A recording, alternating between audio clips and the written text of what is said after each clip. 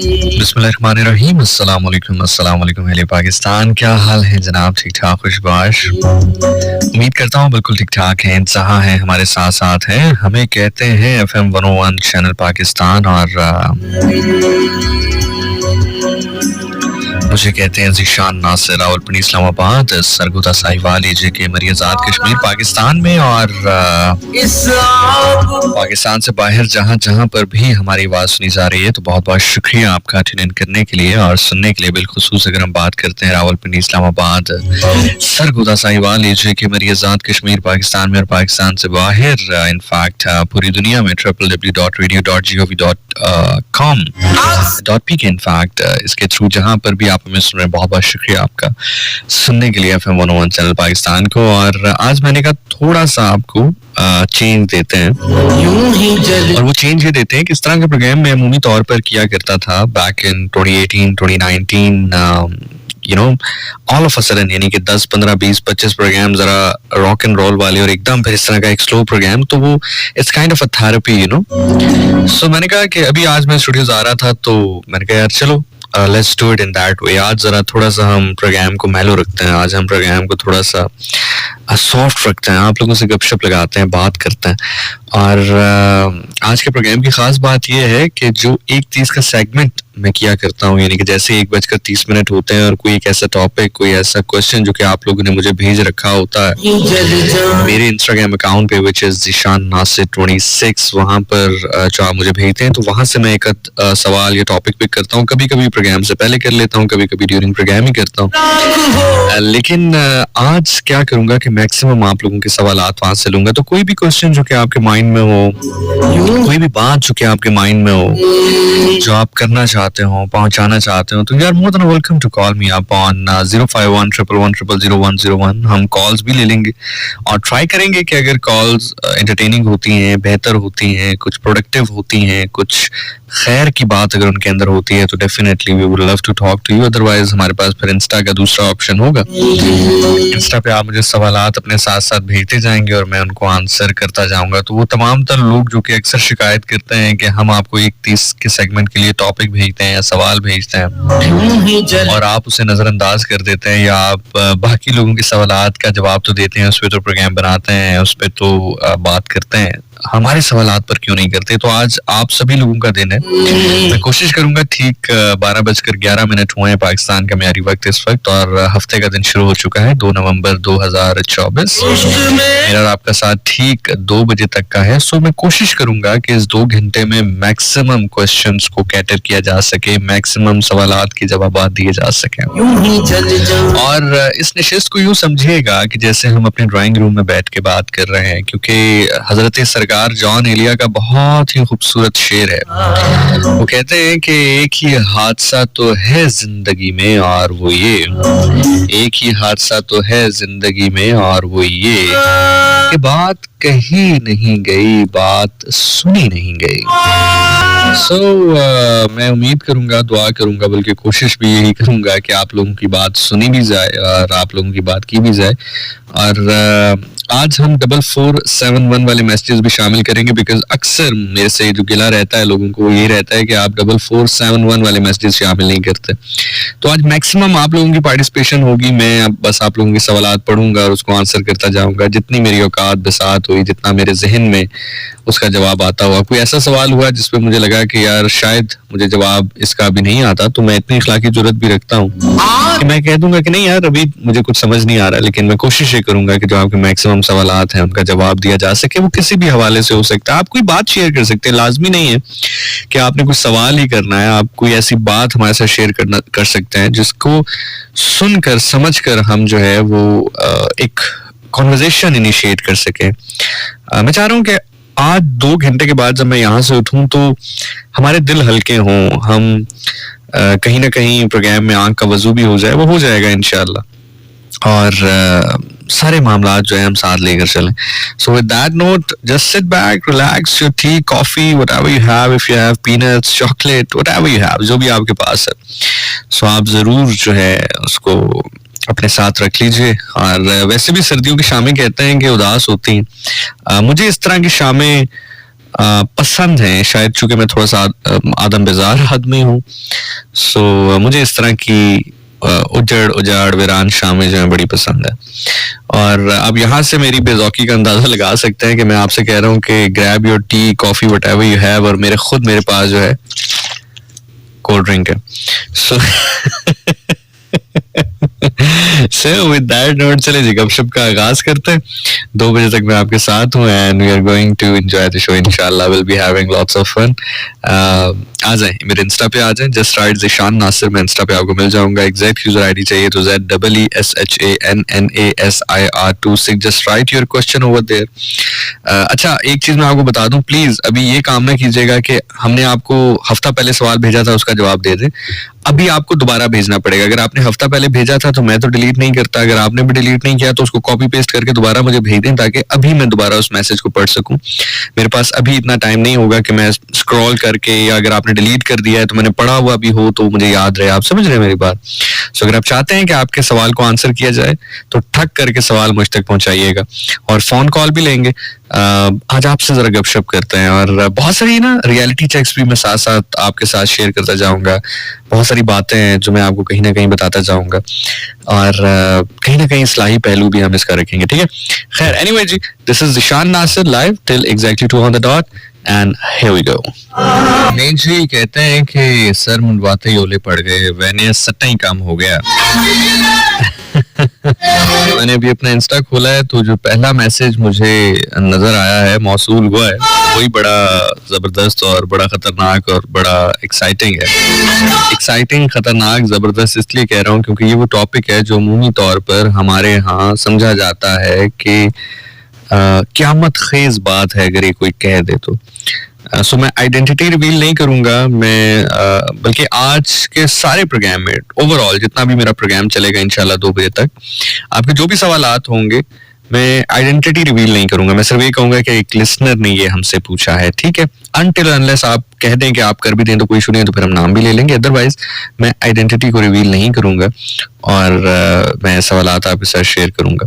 सो पहला सवाल जो है वो बड़ा यूनिक सा आया है, मैं आपके साथ शेयर करता हूँ चंद लम्हात में। तो जनाब पहला सवाल कुछ यूं है कि ज़िशान प्लीज मुझे इस पे हेल्प आउट कर दें, और मेरा नाम रिवील ना कीजिएगा। मैं आप ना भी कहती हैं तो मैं जो सवाल आपने किया है उसको सामने रखते हुए मैं कभी नाम रिवील नहीं करता। और उनका कहना है कि मैं बहुत बुरी तरह फंस चुकी हूँ। मैं आपको थोड़ा सा मफ़हूम बयान करूंगा, एग्जैक्ट क्वेश्चन तो आपके सामने पुट नहीं कर सकता, लेकिन थोड़ा सा उसका कॉन्टेक्स्ट समझाऊंगा ताकि आप समझ सकें और हम कॉन्टेक्स्ट में बात कर रहे हैं जिस कॉन्टेक्स्ट में वो आप समझ सकें। तो उन्होंने कहा कि प्रॉब्लम मेरे साथ लाइफ में ये है कि मुझे एक वक्त में 2 लोगों से मोहब्बत हो गई है। एक मेरे शौहर हैं और दूसरा कोई और शख्स है जिससे मैं फ़ोन पे बात करती हूँ, और चूँकि जो फोन वाले भाई साहब हैं वो मुझे पैम्पर बहुत करते हैं, इसलिए मुझे उनसे भी मोहब्बत हो गई और शौहर से तो मोहब्बत है ही। तकरीबन सालों की मुसाफत तय करने के बाद मैंने ये कदम उठाया था, लेकिन उसके बावजूद मैं रिग्रेट महसूस कर रही हूँ, मैं गिल्टी महसूस कर रही हूँ। तो मुझे बताइए मैं क्या करूँ?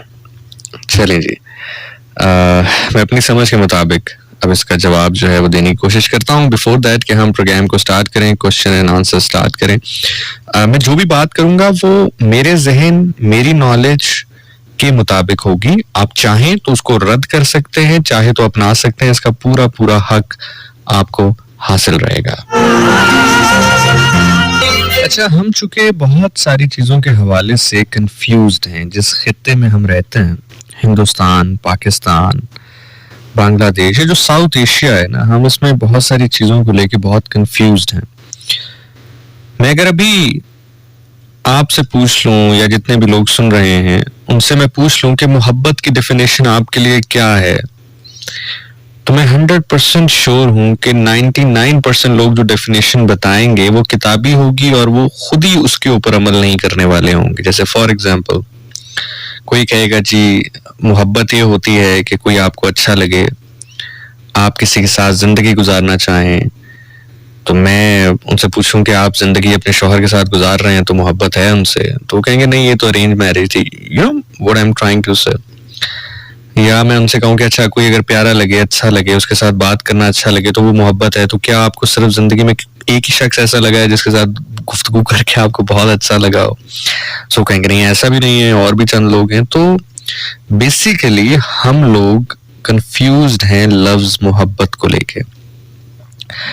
होता क्या है कि जिस एरा में हम रह रहे हैं, जिस टाइम फ्रेम में हम लोग चल रहे हैं, हमसे जो पहले वाले अदवार थे, एक दो नस्लें जो हमसे पहले वाली थी, उनके लिए मैं चीट का लफ्ज इस्तेमाल नहीं करूंगा, लेकिन किसी और शख्स के साथ मुंसलिक होना मुश्किल इसलिए था कि राब्ते के तरीके बहुत कम थे, रास्ते बहुत कम थे। मतलब अगर उन्होंने किसी और के साथ ताल्लुक में जाना होता तो खत का जरिया इस्तेमाल करते, या फिर मौके की तलाश में रहते कि कहीं बात करने का मौका मिले, गुफ्तगू करने का मौका मिले, और पहली 3, 4, 5, 6 मुलाकातें तो डर ही डर में गुजर जाती, बात कह ही ना पाते, और फिर ये सिलसिला ऐसे चलता। लेकिन जिस एरा में हम चल रहे हैं ना, अगर आप कबूतर की तरह आंखें बंद करना चाहें तो करना चाहें, अदरवाइज जिस एरा में हम चल रहे हैं, हर इंसान को एक्सेस है बहुत सारी चीजों की, और जहां पर बहुत सारा फायदा है वहां पर एक ये चीज भी इस हवाले से है कि लोग कनेक्ट बहुत जल्दी हो जाते हैं दूसरे के साथ।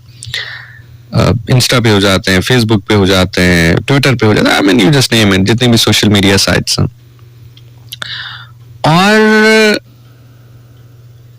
आज के दौर में अगर किसी को ये लगता है कि कोई शख्स किसी और की तरफ मुतासिर नहीं हो सकता, तो मैंने पहले भी कहा कि वो कबूतर की तरह आंखें बंद करके एक दीवाने का ख्वाब देखना चाहे तो देखे, अदरवाइज ये ह्यूमनली पॉसिबल नहीं है। तो जब इस तरह के सिचुएशन में हम लोग होते हैं तो क्या कर सकता है बतौर इंसान, हम क्या कर सकते हैं? मैं कोशिश करूंगा कि थोड़ा सा प्रैक्टिकल वे में बात करूं, वो बात ना करूं जो कि अक्सर आप सुनते हैं, वो किताबी बातें या वो बातें जो कि अक्सर आप ड्रामों में या टीवी में या फिल्म्स में देखते हैं। तो मैं थोड़ा सा प्रैक्टिकल होकर बात करूंगा। सो मोहतरमा, ये नॉर्मल है जो आप गुफ्तगू कर रही हैं, आपने चले बता दिया, बहुत सारे लोग बताते नहीं हैं, लेकिन ये चूंकि जितना मैंने ऑब्जर्व किया है माशरे में रहते हुए, चाहे मर्द हो या औरत हो, हस्बैंड हो या वाइफ्स हो, मैं किसी एक जेंडर को बात नहीं कर रहा, मामलात कुछ इसी तरह ही हैं कि 70-80% मामलात ऐसे ही हैं, लोग कहीं ना कहीं इन्वॉल्व हैं। अब वो इन्वॉल्व लाजमी नहीं है कि फिजिकली कहीं इन्वॉल्व हो। हमारा प्रॉब्लम ये है कि हम हमेशा दो एक्सट्रीम पर खड़े होते हैं। हमारी एक एक्सट्रीम ये होती है कि हम समझते हैं कि हमारी जो मोहब्बत है या जो हमारा पार्टनर है वो बिल्कुल फरिश्ता सिफ्त है, या फिर हम दूसरी एक्सट्रीम ये सोच लेते हैं कि हमारा जो पार्टनर है वो बिल्कुल ही शैतान सिफ्त है। ऐसा नहीं होता, इसके दरमियान भी कुछ रास्ता है। वो है ना कि there is a path apart from black and white and that's called grey, I will meet you there. तो अब जब आप इस कंडीशन में होते हैं या इस माशरे में जिंदगी गुजार रहे होते हैं, तो फिर आप दो काम कर सकते हैं। पहला काम तो आप अपनी तरफ से एक गिविंग एटीट्यूड रख सकते हैं। गिविंग एटीट्यूड से मुराद है कि आप अपने फराइज निभाते जाते हैं, आप अपनी तरफ से मामलात को बेहतर रखते हैं। वो अहमद फराज साहब का शेर है कि फराज उसे पासे वफा था कि ना था, फराज उसे पासे वफा था कि ना था, तुम अपनी तरफ से तो निभाते जाते, सिलसिले तोड़ गया वो सभी जाते जाते, वरना इतने तो मराजिम थे कि आते जाते। पहली तो चीज ये है कि आप अपनी तरफ से गिविंग एटीट्यूड रखिए। दूसरी चीज ये है, आपको पता है लोग शादी में चीट क्यों करते हैं या शादी के नाम से खाहिफ क्यों रहते हैं? मैं आपको बड़ी इसकी एक प्रैक्टिकल एग्जांपल देता हूं। बहुत सारे लोग जो शादी अफोर्ड कर सकते हैं और बड़ा कम बजट लगाते हुए शादी अफोर्ड कर सकते हैं, वो शादी किए बिना जिंदगी गुजारना चाहते हैं। हालांकि शादी करें तो बहुत सारे मामलात में उनको बहुत फायदा होगा। क्यों? उसकी रीजन है।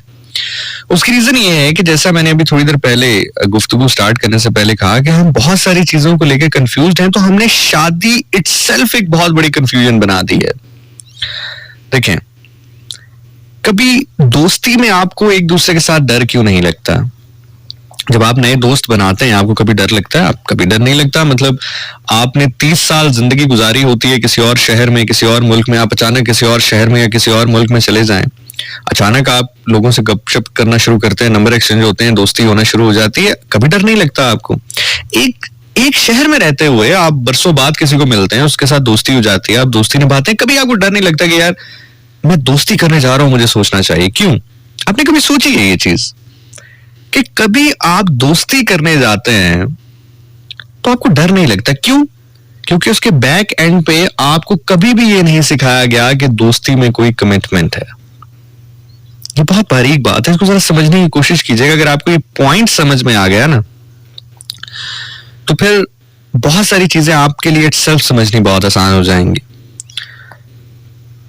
दोस्ती से चूंकि हमारे बैक ऑफ माइंड में ये फीड नहीं किया गया, हमें उस रिलेशन के बारे में इस तरह से कंफ्यूज नहीं किया गया कि दोस्ती में कोई कमिटमेंट होती है, तो हम दोस्ती करते हुए कभी घबराते नहीं, कभी डरते नहीं है।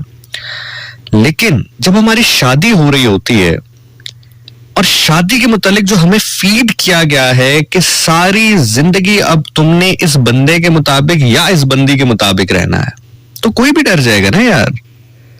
समझ रहे हो? आप शादी को हटा भी दें, फॉर एग्जाम्पल आपका फेवरेट फूड बिरयानी भी हो, आपका पसंदीदा खाना है बिरयानी, मैं आपसे कहूं कि आपने सारी जिंदगी अब बिरयानी ही खानी है, आप इटसेल्फ, हालांकि जिंदगी चाहे पता नहीं आपकी 3 दिन की है या 2 दिन की है या 10 साल की है या 1 साल की है, आप इटसेल्फ डरना शुरू हो जाएंगे कि यार मुझे पूरी जिंदगी बिरयानी खानी है। समझ रहे हैं मेरी बात? वैसे शायद आप पूरा हफ्ता भी बिरयानी खाएं तो आपको वो बिरयानी बुरी नहीं लगेगी। आप समझ रहे हैं ना मेरी बात? प्रॉब्लम हमारे यहाँ क्या है कि हमारे बड़ों ने, बुजुर्गों ने, या हमने भी, या टीवी ड्रामाज ने, फिल्म्स ने शादी को कर दिया है एक बहुत ही कंफ्यूज्ड रिलेशन। वो रिलेशन हमारे सामने इस तरह बना के पेश किया गया है कि 2 लोग हैं जो अपनी मुख्तलिफ जिंदगियां गुजार रहे हैं, अपने गोल्स को अचीव कर रहे हैं, अपने ड्रीम्स को अचीव कर रहे हैं, अचानक उनकी शादी हो जाएगी, वो एक साथ जिंदगी गुजारने लग जाएंगे और लड़की वो करना शुरू कर देगी जो लड़का चाहता है और लड़का वो करना शुरू कर दे जो लड़की चाहती है, और दोनों फिर आपस में इस सोच को लेकर डर जाते हैं। हालांकि अगर ये कहा जाए कि आप दोनों एक दूसरे से शादी कर रहे हैं और दोस्ती आपका बेस रहेगी, आप जिंदगियां जैसे गुजार रहे हैं वैसे गुजारते रहे। हाँ, कुछ मामलात में आप लोगों की बाहिमी रजामंदी से आपको फैसले करने पड़ेंगे, दैट्स इट, और इसके अलावा कोई चेंज नहीं आएगा आपकी लाइफ में। कुछ फैसले ऐसे होंगे जो कि आपको बाहिमी रजामंदी से करने हैं, एक दूसरे की मुशावरत के साथ करने हैं, बाकी उसके अलावा आप जो कर रहे हैं जिंदगी में करते रहें। क्या कोई डरेगा इस रिलेशन से? प्रॉब्लम क्या है कि हमने चूंकि इतना बुरा इमेज पोर्ट्रे कर दिया है इस रिलेशन का, और प्रॉब्लम की बात यह नहीं है कि हमने इमेज पोर्ट्रे किया है, प्रॉब्लम की बात यह है कि हम उस इमेज को प्रैक्टिकल इंप्लीमेंट भी कर रहे हैं। Yes, that is something very serious. हम उसको प्रैक्टिकल इंप्लीमेंट भी कर रहे हैं। फॉर एग्जाम्पल, आप आज के दुल्हा को देख लें जिसकी शादी होने वाली हो, वो आपको 10,000 ऐसी चीजें बता देगा जो वो कहता है कि मैं चाहता हूं कि शादी के बाद ये मामलात ऐसे हों। दुल्हन को देख लें, वो 10,000 चीजें ऐसी बता देगी, मैं चाहती हूं कि शादी के बाद मेरा बंदा ये करे। अभी कुछ दिन पहले मेरी एक मुलाकात एक शख्स से हुई। बार कैफ मैंने एक और फैसला लिया, मैं आगे चल के आपको बताऊंगा, मुझे बताइएगा कि क्या ये ठीक फैसला है या नहीं है। लेकिन मैं तकरीबन 95% उस फैसले पर अपना जो दिमाग है, जो दिल है, वो समझा चुका हूँ, बिठा चुका हूँ, बना चुका हूँ। लेकिन 5% आप लोगों का मैं इस पे जरूर राय लेना चाहता हूँ, एंड देन फिर मैं इसको प्रोसीड करूंगा। लेकिन तो खैर मेरी वो बात हुई उस साहब से, तो उसने कहा कि यार मैं एक लड़की से शादी करना चाहता हूँ, बहुत अच्छी है, लेकिन प्रॉब्लम ये है कि मैंने उसको एक दफा कहा कि तुम दुपट्टा सर पे लिया करो, उसने कहा मैं नहीं लूंगी। मैंने उसे कहा कि तुम लड़कों से ना मिला करो, तो उसने कहा तुम मुझ पे शक कर रहे हो। तो मैंने उसे कहा कि यार आपको भी पता है कि वो लड़कों से मिलती हैं।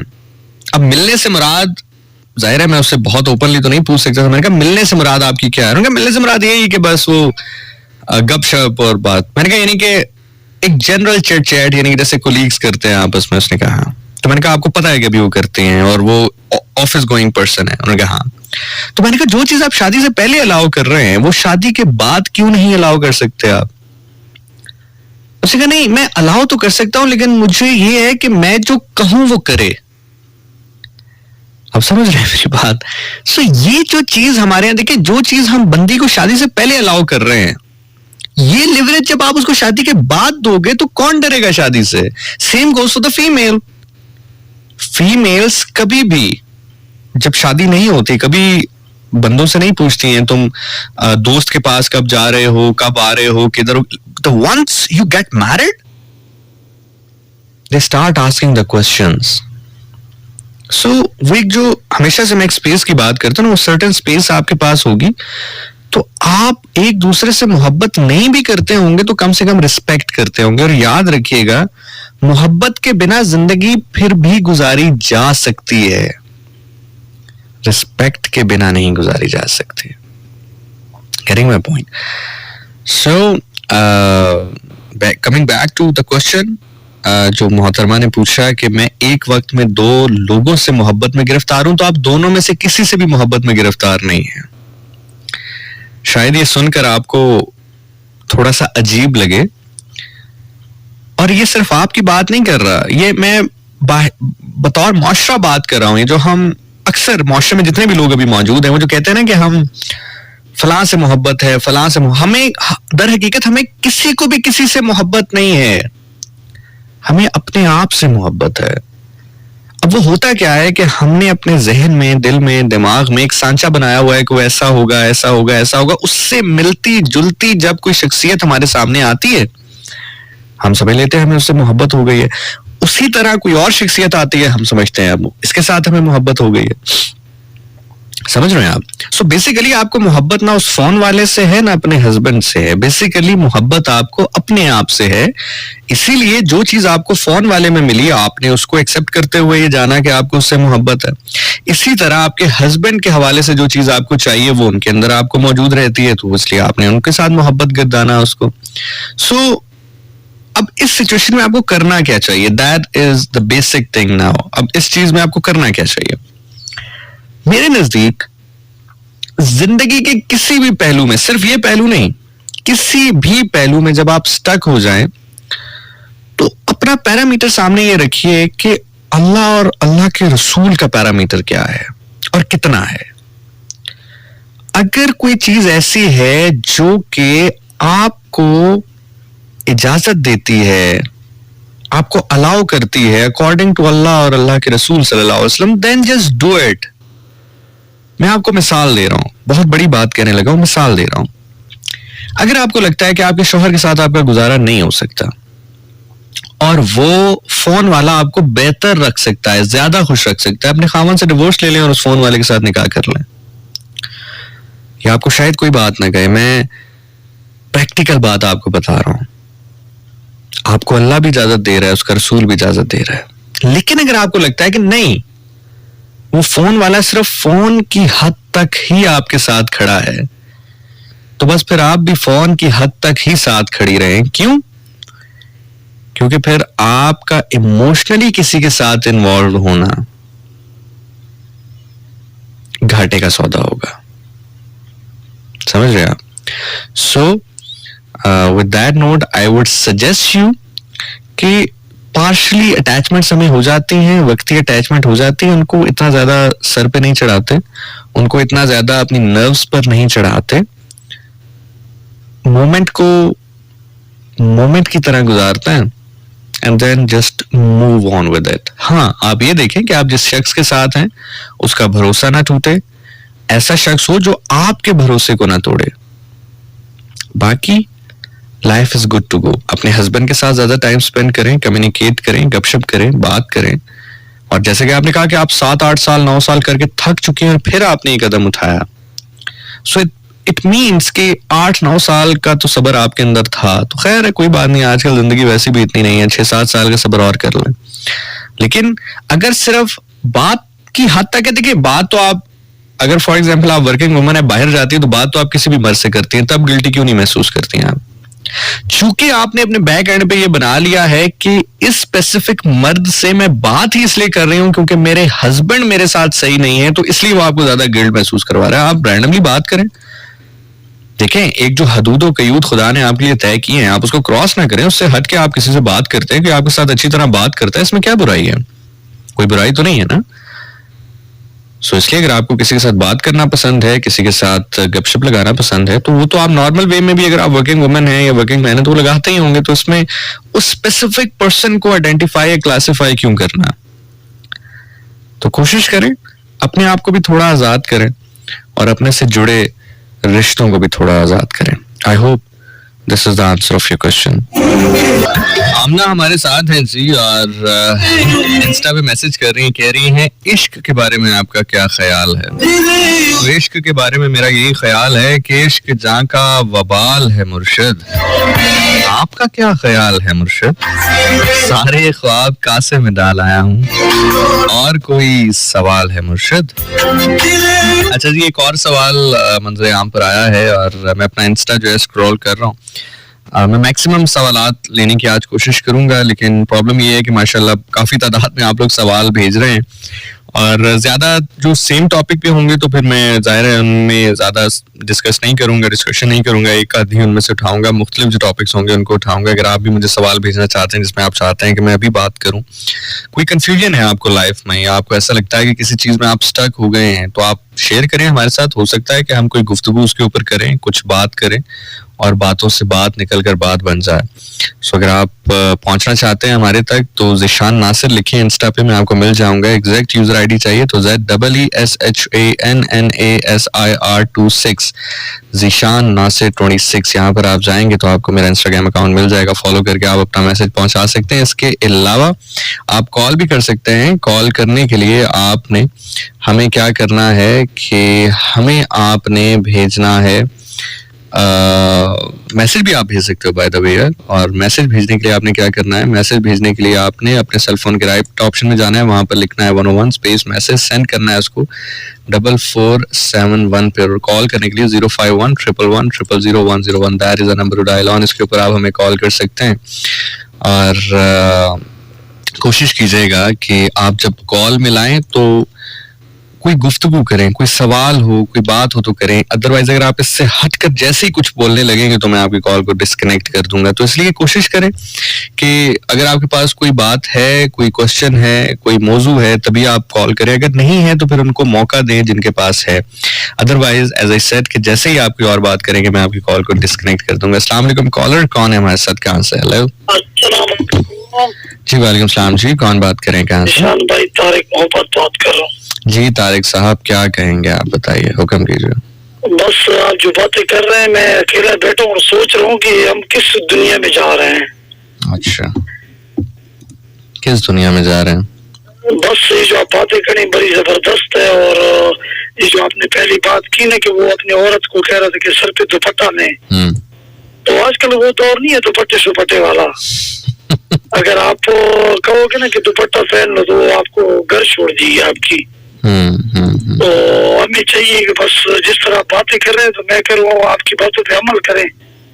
और मैं सब भाइयों को कहूँगा कि भाई ज़ीशान नासिर भाई के प्रोग्राम है लाजमी सुना करें। चलिए, बहुत शुक्रिया मेरे भाई, thank you so very much. अस्सलाम वालेकुम कॉलर, हेलो हेलो अस्सलाम वालेकुम कॉलर, हेलो जी। अस्सलाम वालेकुम जी, कौन सा आप बात करें, कहाँ से? जी मैं हेलो हेलो जी सर, क्या हुआ? आपको लग नहीं रहा था कि आपकी कॉल पिक हो जाएगी? जान तो रहा था, मसला ये है कि मैंने एक सवाल आपसे करना था। तो आप सवाल कीजिए ना, खामोश क्यों हो गए आप? वो रेडियो आप कर रहा था जनाब। हजरत बात यह है कि मैं तो ब्लैंड आदमी हूँ, लेकिन एक आदमी अगर लड़की हो या लड़का हो किसी से ये कि अपने वालिदैन के हमरा कि मेरा अल्लाह और रसूल और मेरा कुरान गवाह है, उनको गवाह बनाकर कहती हूँ या कहता हूँ आपके सिवा और कुछ नहीं है, शादी शादी के हवाले से आपसे शादी करूंगा या करूंगी, जो भी है, जो आदमी वादा करता है और फिर उसको इग्नोर कर देता है, क्या वो उसके लिए शरीयत क्या इजाजत देती है? नाम क्या है मेरे भाई का? मैं वही आपको बता रहा हूँ हजरत, आपका लिसनर हूँ मैं, जो आपको बिल्कुल ठीक है, आप नाम नहीं बताना चाहते सर आंखों पे। चले आप ऐसा करें कि आप रेडियो पे सुने, मैं जवाब आपको इसका दे देता हूँ, ठीक है? मैंने अपना नाम आपको बताया ना, फिर मैं वो ठीक है सर, ठीक है, मैं आपको ऑन एयर जवाब देता हूँ, आप सुन लें, ठीक है? बहुत शुक्रिया जी। भाई का सवाल था कि अगर कोई कुरान पर कसम उठाता है कि मैं आपके साथ शादी करूंगा और वो फिर नहीं करता, तो फिर शरीयत उसके बारे में क्या कहती है? शरीयत उसके बारे में कुछ नहीं कहती जी। उस पर क्या हद लगती है, क्या नहीं लगती, मैं ना तो मुफ्ती हूँ, ना मैं फतवा दे सकता हूँ, ना मुझे शौक है। बल्कि मैं तो कहूँगा कि मेरा रिंदे नौ को पैगाम है कि मुफ्तियों से परहेज करे। ये एक अशार है इस तरह का, लेकिन अर्ज मेरी सिर्फ ये है कि देखें, शादी अल्लाह ने रखी है कि आप जब किसी को पसंद करते हैं तो आप उसके साथ जिंदगी गुजारना चाहते हैं, ठीक है? अब किसी ने आपसे वादा कर लिया कि वो आपसे शादी करेगा, 4, 5, 6 साल बाद उसको लगा कि नहीं, आप उस मयार पर पूरा नहीं उतरते हैं, या कोई और उस मयार पर पूरा उतरता है, तो ये उसका राइट है ना। अगर आप मेरे से पूछते हैं तो फिर आप उसको अब ताना देंगे, जी आपने तो उस टाइम कसम खाई थी, तो कसम खाई थी, ठीक है, कसम तोड़ने का कफारा है, वो कफारा अदा कर दे, बात खत्म हो गई। समझ रहे हैं मेरी बात? ये तो वैसे ही बहुत ग्रेसलेस है कि आप किसी को जबरदस्ती अपने साथ शादी के लिए कायल करें, बहुत ग्रेसलेस है ये। मैं जानता हूं कि जब हम मोहब्बत में होते हैं तो हमारी कोशिश और ख्वाहिश यही होती है कि हम किसी ना किसी तरह इंसान को अपनी तरफ माइल कर लें, कायल कर लें उसको अपने साथ जिंदगी गुजारने के लिए, लेकिन ये बहुत ग्रेसलेस चीज है कि आप किसी को अपने साथ रहने के लिए मजबूर करें। चले कायल करना तो फिर भी एक्सेप्टेबल है कि आप कायल करते हैं किसी को कि यार लेट इट बी टुगेदर, लेकिन मजबूर करना इज नॉट गुड। शरीयत कुछ नहीं कहती जी। मेरे नजदीक अगर आप मुझसे पूछें तो वो आदमी को या उस औरत को पूरा हक हासिल है अपनी जिंदगी का फैसला करने का। अगर उसने आपसे कोई वादा कर भी लिया था या कसम उठा भी ली थी और उसको अब लगता है कि वो आपसे शादी नहीं कर सकता या नहीं करना चाहता, तो शरीयत उसको पूरा हक देती है। हाँ, बहरहाल जो कसम उठाई थी या जो भी है उसका कफारा अदा कर देगी, बस अल्लाह अल्लाह खैर सल्ला। जबरदस्ती शादी का तो तस्वुर नहीं है जितना मैंने इस्लाम को पढ़ा है या जितना मेरी समझ में आता। आपको भी चाहिए, आपसे मुराद मैं ये नहीं कह रहा कि आप ही ऐसा कर रहे होंगे, लेकिन जो भी ऐसा कर रहा है उसको भी चाहिए कि वो भी कसम को सामने रखते हुए किसी शख्स की जिंदगी जो है वो मजबूरी के ताबे ना करे और उसको अपनी जिंदगी का फैसला खुद लेने दे।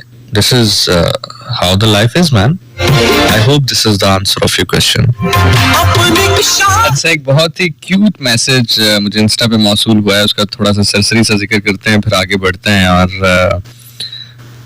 somebody is saying कि एक बहुत बड़ा प्रॉब्लम है ज़िशान, और वो प्रॉब्लम ये है कि मैं रिसेंटली आपको आपके एक इवेंट पे मिली हूँ और मुझे आपसे बहुत शिद्दत की मोहब्बत हो गई है। मैं जानती हूँ कि ये बात आपको बहुत सारी लड़कियां कहती होंगी या आपने बहुत बार सुन रखा होगा, लेकिन मैं झूठ नहीं बोल रही।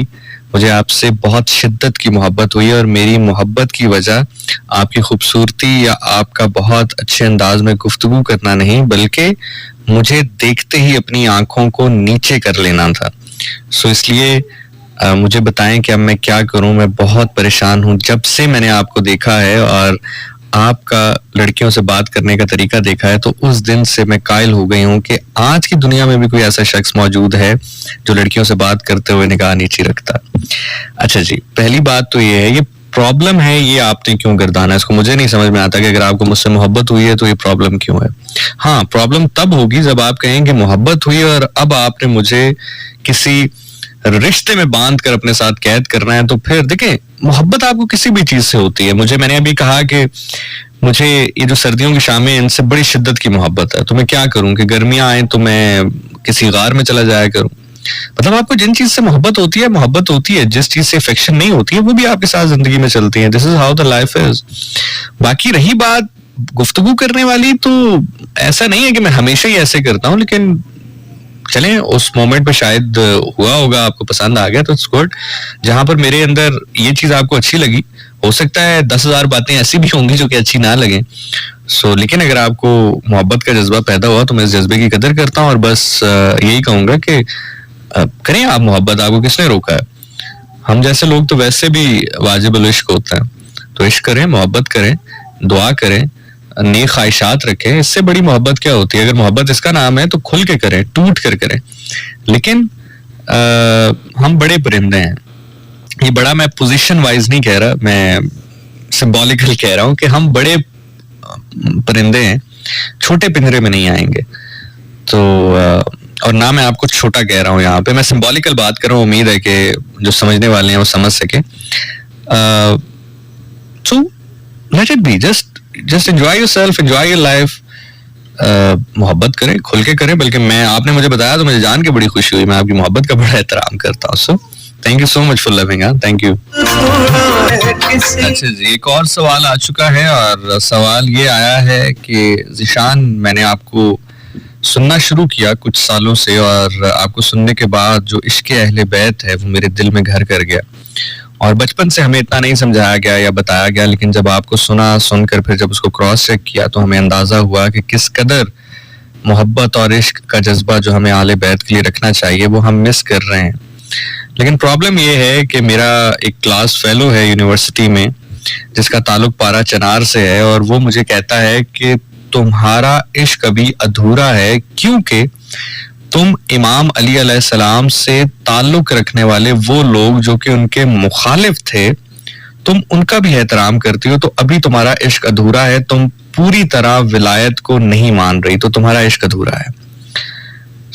मैं इसके हवाले से कंफ्यूज्ड हूँ, मुझे बताएं कि मैं क्या करूँ। देखिए, सबसे पहली बात तो ये है कि वो भाई साहब जो भी हैं, उनका ताल्लुक जहां से भी है, वो ठेकेदार थोड़ी हैं, इश्क के ठेकेदार थोड़ी हैं इमाम अली अलैहिस्सलाम के वलायत की, या उनके पास ये अथॉरिटी या पावर ऑफ अटर्नी थोड़ी है कि किसका इश्क मुकम्मल है और किसका इश्क अधूरा है, या किसको विलायत पे एतबार ठीक है और किसका विलायत पे एतबार गलत है। ठीक है, पहली तो ये चीज है।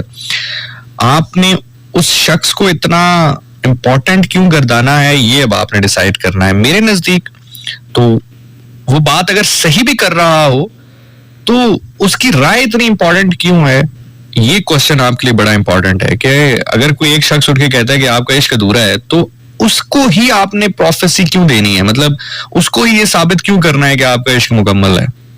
पहला तो सवाल ये बनता है आप, बाकी मैं जवाब देता हूं जो उनका सवाल है। इसका बड़ा सिंपल जवाब है, बहुत ही सिंपल जवाब है। बजाय इसके कि मैं मतलब हर उस मौजू के ऊपर गुफ्तगू करूं जिसके ऊपर उन्होंने आपसे सवाल जवाब किए होंगे, आपको बताया होगा, और मजे की बात है मैं उन सारे मौजू पर बात कर चुका हूं, जितने भी मौजूआत थे उसके ऊपर मैं प्रोग्राम्स रिकॉर्ड करवा चुका हूं, बात कर चुका हूं, यूट्यूब पे भी आपको मिल जाएंगे। लेकिन इस वक्त एक लाइन में मैं आपको इसका जवाब देता हूं, आप यही जवाब उनके सामने रख दीजिएगा। मैं मानता हूं कि वो मानेंगे तब भी नहीं और आपको मनवाना है भी नहीं, लेकिन आपके दिल की तसल्ली और तशफ़ी हो जाए इसलिए मैं जवाब दे रहा हूं। इमाम अली अलैहिस्सलाम को जब आप कह रहे हैं कि वो आपके इमाम हैं, तो बस फिर आपके इमाम ने जिससे सुलह रखी, आपकी भी यही राह होनी चाहिए, आपका भी यही तरीका होना चाहिए कि आप उनसे मोहब्बत, अकीदत, एहतराम का रिश्ता रखें। और जिस पर आपके इमाम ने तलवार खींच ली, आपकी भी उससे दूरी होनी चाहिए।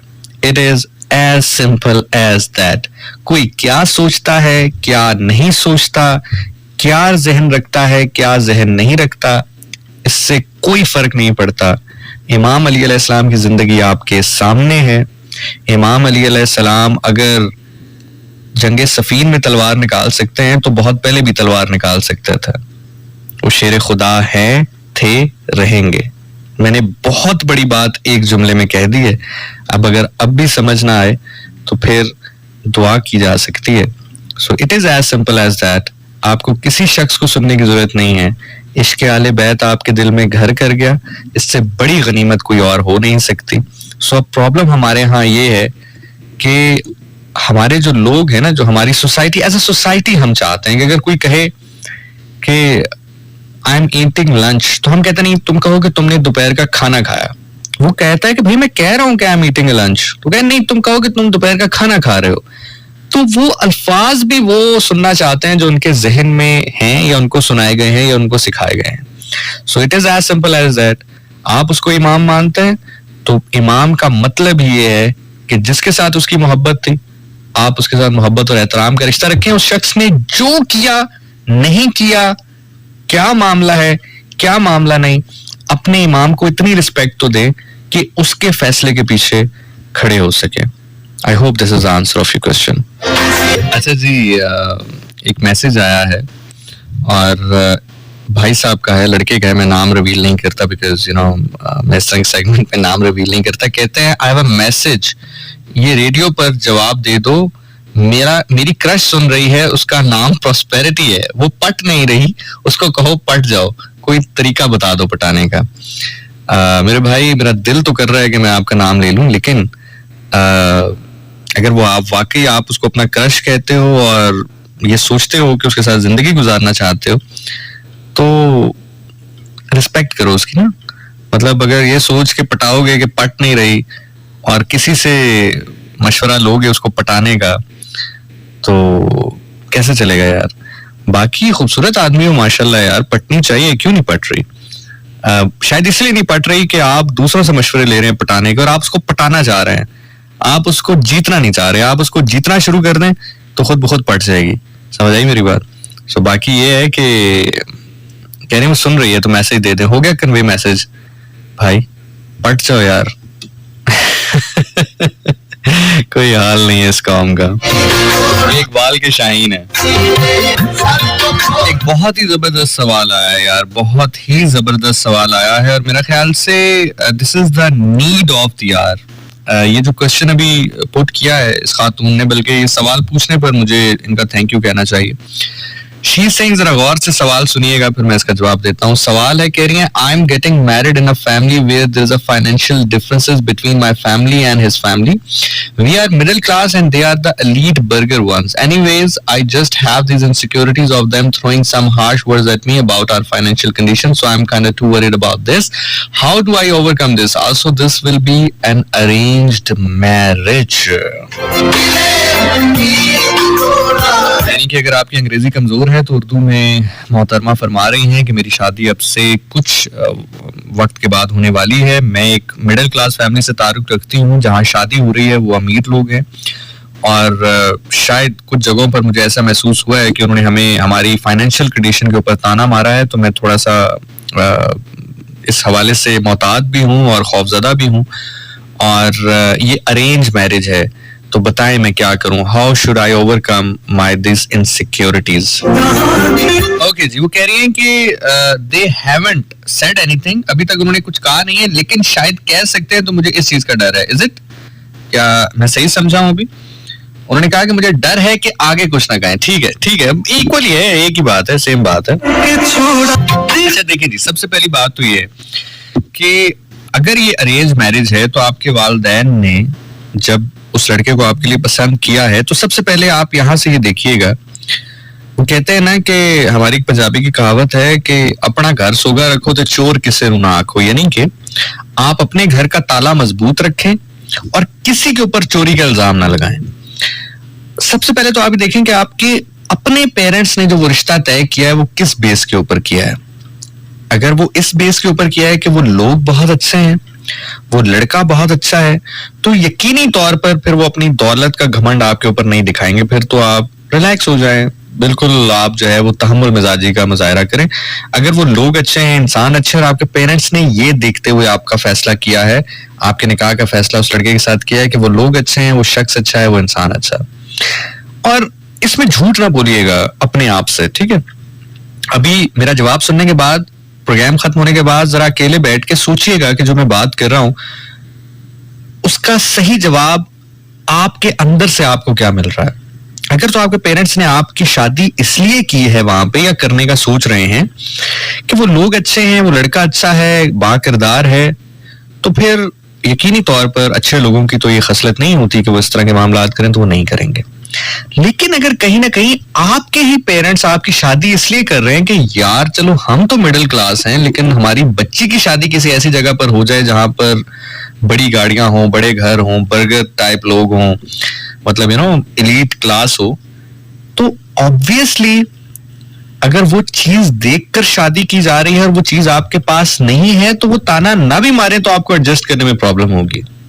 आप समझ रहे हैं? मैं आपको मिसाल देता हूं। मैं अक्सर जब काउंसलिंग के लिए लोग मेरे पास आते हैं तो मैं उनसे कहता हूं कि शादी के मामले में कोशिश करो कि शादी ना बहुत अपने से नीचे वाले से करो और ना बहुत अपने से ऊपर वाले से करो।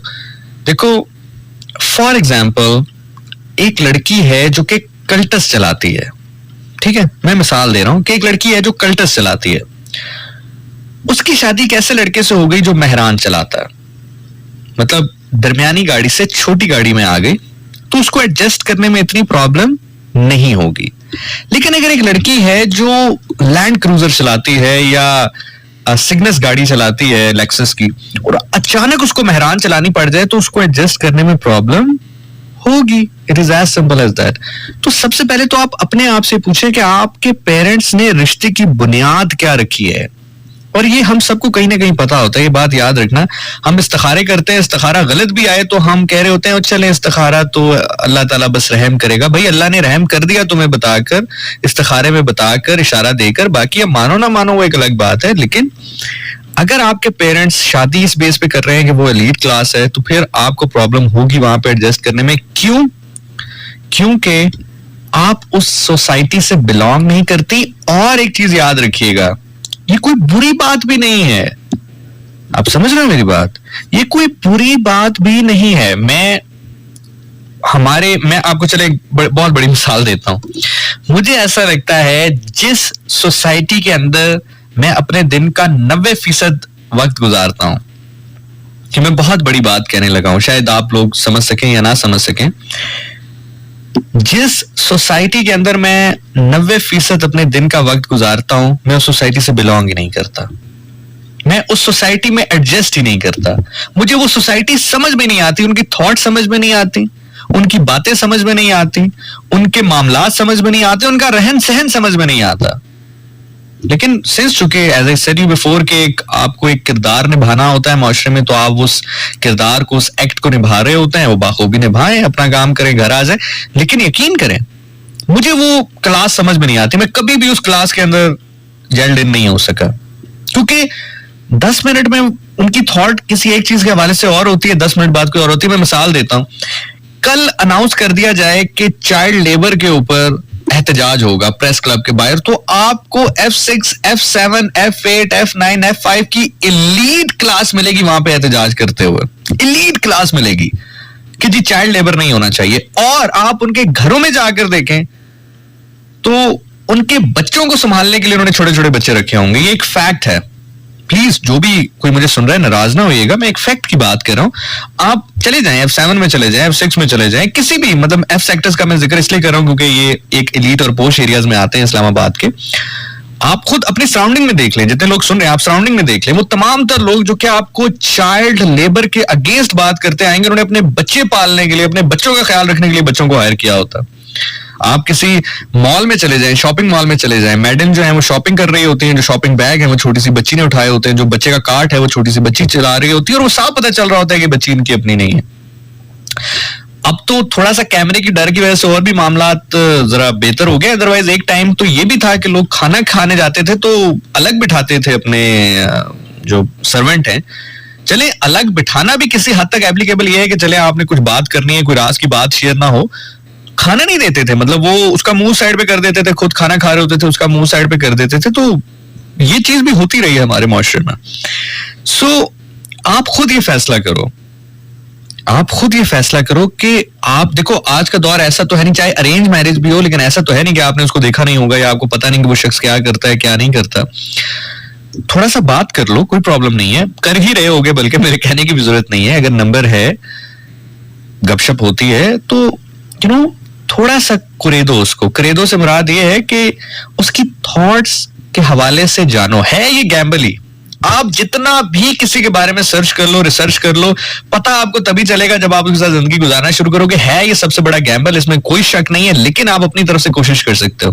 तो सबसे पहले तो ये देखो कि आपके पेरेंट्स ने रिश्ते की बुनियाद इस पे रखी है कि वो एलीट है, या इस पे रखी है कि वो लोग अच्छे हैं। अगर तो इस पे रखी है कि लोग अच्छे हैं तो फिर बिस्मिल्लाह, और अगर इस पे रखी है कि नहीं यार पैसा उनके पास बहुत ज्यादा है, तो फिर आपको एडजस्ट करने में प्रॉब्लम होगी। अब आपने कहा कि how should I overcome this. अगर फॉर एग्जाम्पल अच्छे भी हैं और फिर भी आपको एडजस्ट करने में प्रॉब्लम हो रही है, तो ये चीज याद रखिएगा, ये आपको रहेगी। ये कब तक रहेगी? जब तक आप अपने हिस्से में कोई ऐसी चीज शामिल नहीं कर लेते जो वहां पर ना हो। मैं मिसाल दे रहा हूं आपको, एक लड़की है जिसके पास पैसा बहुत ज्यादा नहीं है लेकिन वो असिस्टेंट कमिश्नर है, या एक लड़की है जिसके पास पैसा बहुत ज्यादा नहीं है लेकिन वो अपने काम के हवाले से मिराज पर है। मतलब आज के दौर में कोई बहुत अच्छी डॉक्टर हो, मुझे तो आज पता चला, ये आज मतलब आज से बुराद ये है कि आजकल में पता चला कि डॉक्टर्स की तरह, मतलब मैं बड़ा हैरान हुआ कि यार इतना पढ़ लिख के भी ये लोग 1.5 लाख 2 लाख 2.5 लाख के इर्द गिर्द घूम रहे होते। मुझे बड़ा लिटरली मुझे बड़ा दुख हुआ, ठीक है। लेकिन अगर कोई बहुत अच्छी डॉक्टर है या बहुत अच्छा डॉक्टर है लड़का, वो पैसे इतने नहीं भी कमा रहे लेकिन चूंकि उसका मयार उस अपने काम में बहुत ज्यादा है, तो वो कॉन्फिडेंस उसको वहां शो करेगा। समझ रहे हो मेरी बात? आपका इंटेलेक्चुअल लेवल शो हो सकता है, आप इंटेलेक्चुअल हो, आपको उस चीज का अपने ऊपर कॉन्फिडेंस होना चाहिए। क्योंकि अगर आप पैसे की बराबरी करने जाओगे तो जाहिर है, आपने खुद कहा कि आप मीडियोकर हो, वो एलीट क्लास है, आप मतलब वो तो कभी भी वो फर्क तो हमेशा रहेगा ना। तो उस फर्क को, इतना बड़ा फर्क जानो ही ना।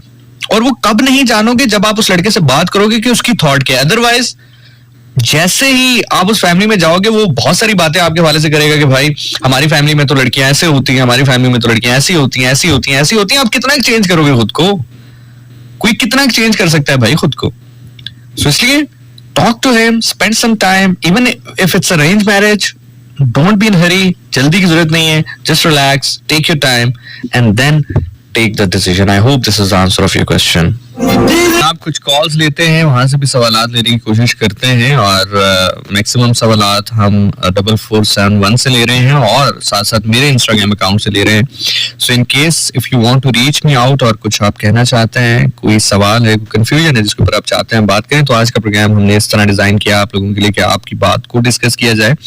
तो just write Zeeshan Nasir on Insta, exact user ID है ZEESHANNASIR26, ज़ीशान नासिर 26। यहाँ पे जाएं, just follow me and then message me, मैं आपके मैसेजेस शामिल कर रहा हूँ प्रोग्राम में। अस्सलाम वालेकुम कॉलर, कौन है हमारे साथ, कहाँ से? हेलो अस्सलाम वालेकुम जी। वालेकुम सलाम जी, किससे बात कर रहे हैं? मैं कौशा बात कर रही हूँ मुल्तान से। कैसे हैं आप? अल्हम्दुलिल्लाह जी, बताइए क्या कहना चाहेंगे आप? मैंने आपका प्रोग्राम सुन रही हूँ, तो आज का टॉपिक जो आपने रखा है लोगों के उलझनों के हवाले से, वो बहुत अच्छा है। सबसे पहले तो मेरी कंफ्यूजन या उलझन ये है कि एक ही सवाल पूछ सकते हैं कि 2-3 सवाल पूछ सकते हैं? चलें आप शुरू करें, मैं देखूंगा कि आपके सवालात कितने ऑथेंटिक हैं और गुड टू गो हैं, देन फिर हम इसका फैसला करेंगे। आप पहले कंफ्यूजन का जिक्र करें। सबसे पहले जब मैंने वो प्रोग्राम मैंने रेडियो चलाया और आपके चैनल पे आई, तो पहले जो हमें फील हुई, वो पहले मेरा सवाल ये था कि सर आज आप इतना सीरियस क्यों है? आप दूसरे सवाल के लिए भी क्वालिफाई नहीं करते हैं जी।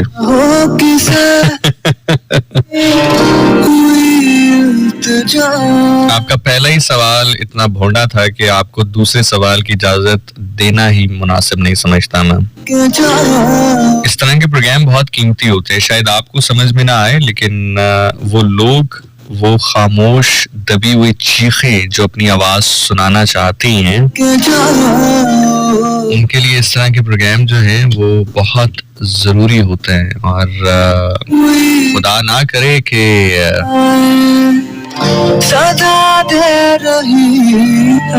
करे कि किसी पे ऐसा लम्हा आए जिसपे वो पुकार पुकार करे, कहे कि मेरी आवाज सुनो, मुझे आजाद करो। सो वो तमाम तर लोग जिनकी दबी हुई चीखें उनके सीनों में कैद हैं, मैं आज उनके लिए यहाँ पर बैठा हूँ। और वो तमाम तर लोग जिनको आज का प्रोग्राम समझ में नहीं आ रहा, आप चाहें तो बिल्कुल इस वक्त बहुत सारे चैनल्स पर डिफरेंट प्रोग्राम हो रहे होंगे, आपको हक हासिल है, ट्यून ऑफ करें, कोई और चैनल सुने, एंजॉय करें। कॉल करना चाहें तो सिर्फ तब करें जब आपके पास कोई बात करने के लिए हो, ये मेरी गुजारिश है। बहुत बहुत शुक्रिया। ओके जी, इंस्टाग्राम पे सवाल किया गया है कि मुझे महसूस होता है कि मेरी रूह बिल्कुल खाली है, ऑल्दो मुझे जिंदगी में कोई रिग्रेट नहीं है, लेकिन मुझे अपना जिस्म बिल्कुल खाली महसूस होता है, अपनी रूह खाली महसूस होती है। मेरी कुछ ही दिनों में, कुछ ही टाइम में शादी होने वाली है। मुझे नहीं पता कि मैं उस लड़के के साथ जिंदगी कैसे गुजारूंगी, और मैं सोशल भी हूँ, लेकिन कहीं ना कहीं मुझे इस चीज का एहसास होता है कि एक खला है जो मेरे अंदर है। अच्छा देखें जी, इस तरह के मामलात में कोशिश करें कि अपना मैक्सिमम टाइम आप अपने साथ गुजारा करें। और एक मुझे ये समझ में नहीं आता कि हर दूसरे शख्स जिसको थोड़ी सी परेशानी लाहक है, उसकी कुछ ही टाइम में शादी क्यों होने वाली है। मतलब मैंने अभी जितने भी मैसेजेस पढ़े हैं, हर दूसरा मैसेज ये है कि मेरी कुछ टाइम बाद शादी है, मेरी कुछ टाइम बाद शादी है। तो इसको तो फिर सिंपल वे में ये कहा जा सकता है कि शायद ये प्री मैरिज नर्वसनेस, जिसको हम कहते हैं कि चूंकि शादी एक बहुत बड़ा फैसला है आपकी जिंदगी का, तो वो प्री मैरिज नर्वसनेस कह सकते हैं इसको। लेकिन उससे हट के try to spend the time with you. मैं आपको अपनी अगर बात बताऊं, if I give you my example, मैं दिन में जो काम करता हूं वो काम करता हूं, बल्कि काम के टाइम पर भी मेरी कोशिश ये होती है कि मैं अकेला रहता हूँ। जाहिर है the people around me always help me, but जैसे ही काम खत्म होता है मैं चला जाता हूँ, मैं साइड पे हो जाता हूँ। मैं अब बल्कि मेरी ये 2-2.5 महीने से ये रूटीन मैंने अपनी बना रखी है कि मैं अपने दिन का 70% वो टाइम जो जिसमें मुझे काम नहीं होता है, मैं अकेला गुजारता हूँ, अपने साथ गुजारता हूँ, ड्राइव करता रहता हूँ। वैसे मौका नहीं मिलता है, लेकिन मुझे जिंदगी में अगर कोई फैसला लेना हो, ये मेरी आदत है। मैं चलो टिप दे देता हूँ जितने भी लड़के या लड़कियां सुन रहे हैं जो ड्राइव करते हैं, मेरी ये आदत है कि अगर मुझे किसी चीज के बारे में कोई फैसला लेना होता है तो मैं ड्राइव पे निकल जाता हूँ। रात का टाइम हो तो बहुत बेहतर है, जैसे अभी 1-1:30 का टाइम है, तो मैं इस टाइम पे ड्राइव पे निकल जाता हूँ। रोड्स खाली होते हैं इस्लामाबाद के, और ड्राइव करते हुए मैं उस पूरी चीज को एनालाइज करता हूँ और फिर किसी एक नतीजे पर पहुंचकर फैसला लेता हूँ। सो आपके हवाले से यही है कि just do give yourself a time. मुझे तो ये प्री मैरिज एंजाइटी लगती है, बिकॉज एज यू सेड कि आपको डर ये है कि आप उस लड़के के साथ जिंदगी कैसे गुजारेंगे। देखिए ना, वही बात आ गई जो मैंने स्टार्ट में भी कहा था कि हम सब डरे हुए हैं, हमें शादी से ऐसे डराया गया है ना, और ये हकीकत भी है, वो सिर्फ डराया नहीं गया। प्रॉब्लम ये है कि सिर्फ बातों की हद तक नहीं डराया गया, वो अब हम इतना पक्का हो चुके हैं कि हमने उसको इम्प्लीमेंट करना भी शुरू कर दिया है। सो इसलिए चीजें जो है वो हो जाती हैं, सेटल्ड हो जाती हैं। So just don't worry, just give yourself a time. अस्सलाम वालेकुम कॉलर। हेलो हेलो जी, वालेकुम सलाम। क्या रहा है? करम अल्लाह का जनाब, कौन बात कर रहे हैं, क्या कहना चाहेंगे? शरण भाई अकील बात कर रहा हूँ लाहौर से। जी अकील, क्या कहना चाहेंगे? जी शरण भाई, मैं एक तो आपसे सवाल करना चाहूंगा।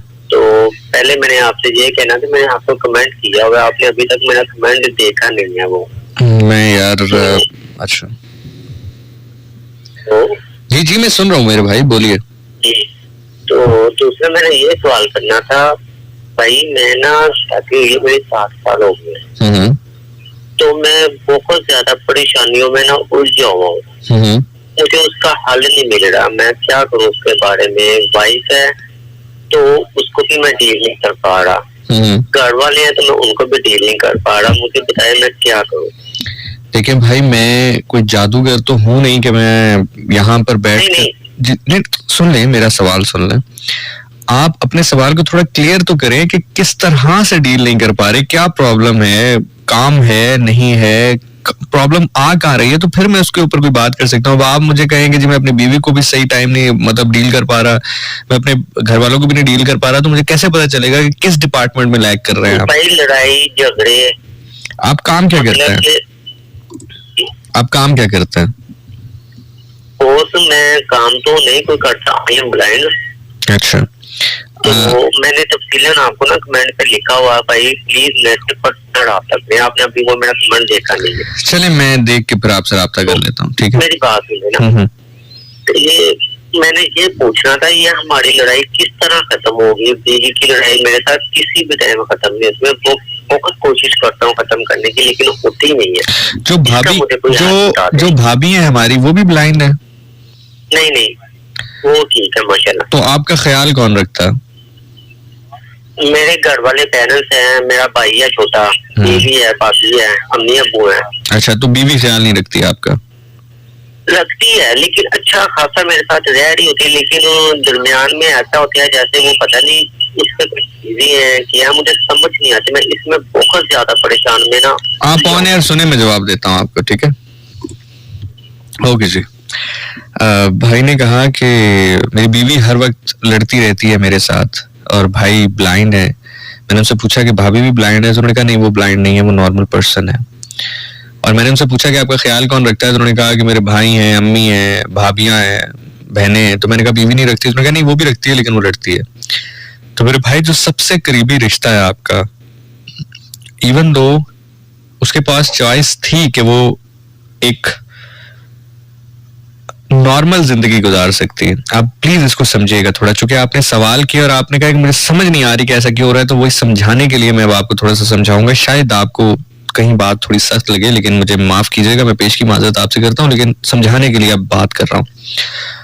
उस औरत के पास ये चॉइस थी कि वो एक नॉर्मल जिंदगी लीड कर सकती, लेकिन उसने एक चैलेंजिंग जिंदगी चुनी। चैलेंजिंग जिंदगी है ना मेरे दोस्त, जाहिर है आप जो है देखने से कासिर हैं, देख नहीं सकते हैं, लेकिन किस मिराज पर उस औरत को आपके साथ मोहब्बत हुई होगी कि उसको पता है कि उसका शौहर उसको देख नहीं सकता। ठीक है, वो सजेगी सवरेगी, किसके लिए क्या मामला होंगे, लेकिन still she is with you, she married you. ठीक है, और आपने खुद कहा कि वो देख सकते हैं, तो जाहिर है वो अभी आपने कहा कि अच्छी खासी रह भी रही होती है साथ। तो अगर वो अच्छी खासी रह भी रही होती है और किसी जगह जाकर 19-20 हो भी जाती है, तो आपको इतना तो लेवरेज वैसे ही उस खातून को दे देना चाहिए कि यार चलो इसने इतना बड़ा कदम मेरे लिए लिया है, इतनी मोहब्बत से इतना बड़ा कदम मेरे लिए लिया है, तो चलो ये चीज तो आपको उसको वैसे ही माफ कर देनी चाहिए, पहली चीज।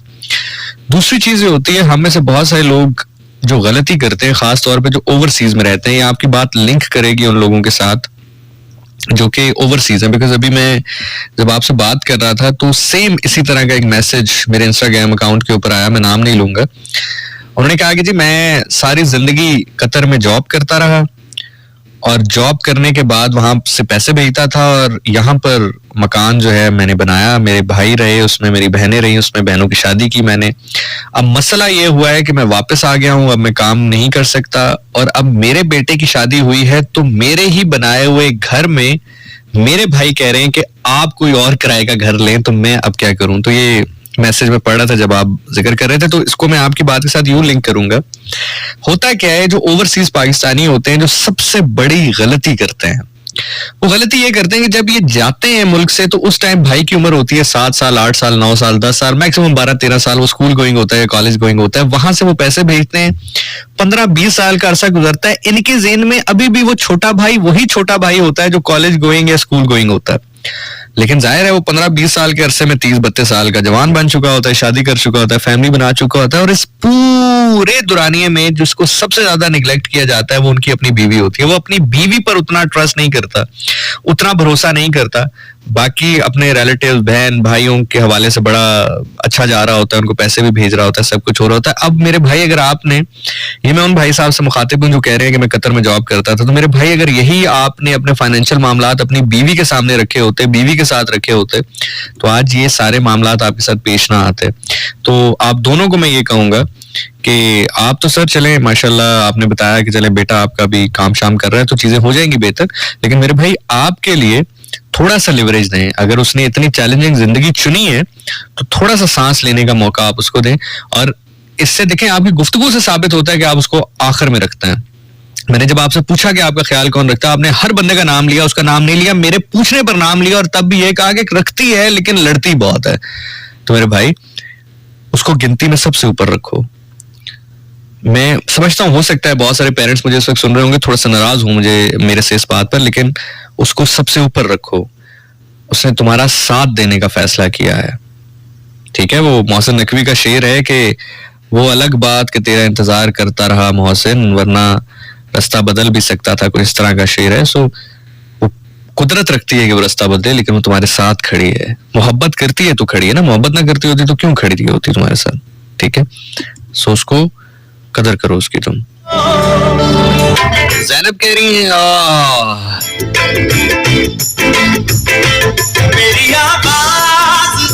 चले, मैंने चूंकि अभी मैसेज शामिल नहीं किया है तो नाम लेने से कोई इतना प्रॉब्लम नहीं होगा। मैं आपसे कुछ देर बाद ये सवाल सामने रख के देन फिर इसको जो है आंसर कर दूंगा।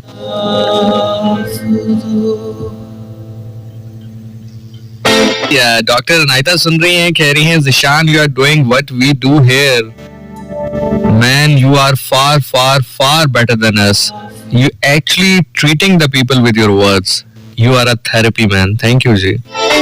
Yeah, such a nice title by the way, Therapy Man.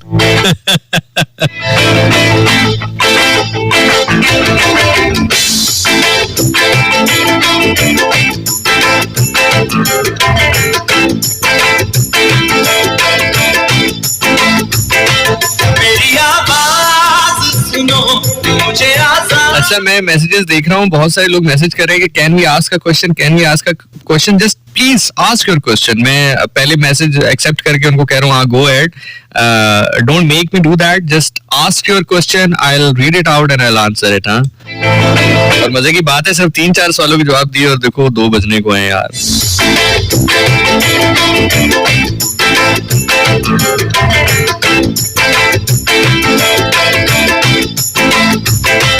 मेरी आवाज सुनो, मुझे आजाद करो, मेरी आवाज सुनो, इंसाफ दो, आजाद करो, इंसाफ दो।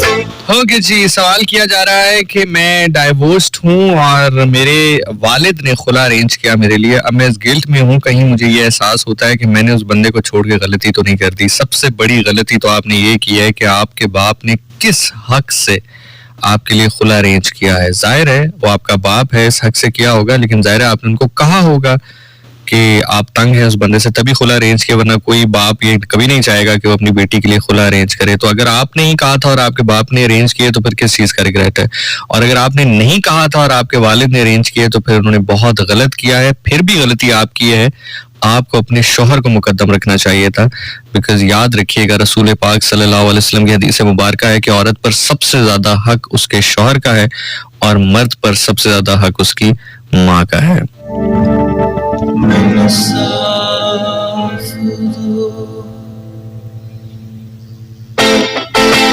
ओके जी, सवाल किया गया कि आपकी इमेजिनेशन के मुताबिक कोई शख्स आपको रियल लाइफ में मिल जाए तो क्या उसको बता देना चाहिए कि आप उसे मोहब्बत करते हैं, ऑल्दो आपको पता होगा बताने का कोई फायदा नहीं है। आप रिश्तों को फायदे और नुकसान में तोलते हैं तो फिर आपका तो किसी शख्स के साथ रहने का कोई फायदा नहीं है। मैं इसी चीज का तो कायल हूँ कि आप क्यों फायदे और नुकसान में चीजों को तोलते हैं। रिश्ते कारोबार नहीं होते जिनमें नफा नुकसान देखा जाए। रिश्तों में अगर आप मोहब्बत करते हैं तो बस मोहब्बत दें उसको, दैट्स इट। अगर वो आपको पसंद नहीं है तो बस फिर किनारा कशी करें उसके साथ। ये नफा नुकसान क्या होता है? नफा नुकसान कारोबार में होता है, मोहब्बत में, रिश्तों में नहीं होता। ओके जी, कहा जा रहा है कि दूसरी साइड से भी मोहब्बत हो तभी मोहब्बत करनी चाहिए। ये सबसे गिरी हुई बात है, इससे ज्यादा गिरी हुई बात आप एक्सपेक्ट नहीं कर सकते किसी से कि आप मोहब्बत करें जब आपको किसी से मोहब्बत हो। यानी कि ये कैसे मुमकिन है कि आप किसी से मोहब्बत करें और वो भी आपसे मोहब्बत करे? मतलब मोहब्बत तो हो जाती है, ये करने से थोड़ी होती है, कोई केक थोड़ी है जो आपने बनाना है। मतलब यही चीजें हैं जो इंसान को आम से खास नहीं बनने देती हैं। मेरी आवाज सुनो, इंसाफ दो, आजाद करो, इंसाफ दो। मेरी आवाज सुनो, मुझे आजाद करो, मेरी आवाज सुनो, इंसाफ दो। Well, जनाब, my Instagram account is ZEESHANNASIR26 Zeeshan Nasir 26। यहाँ से आप लोगों के मैसेजेस प्रोग्राम में शामिल कर रहा हूँ। जो आप सवालात मुझे भेज रहे हैं यहाँ पे जाकर आप मुझे सवाल भेज सकते हैं। अस्सलाम वालेकुम कॉलर। हेलो हेलो जी, वालेकुम सलाम जी, कौन बात करें, कहाँ से? जरा ऊंचा बोलिएगा प्लीज।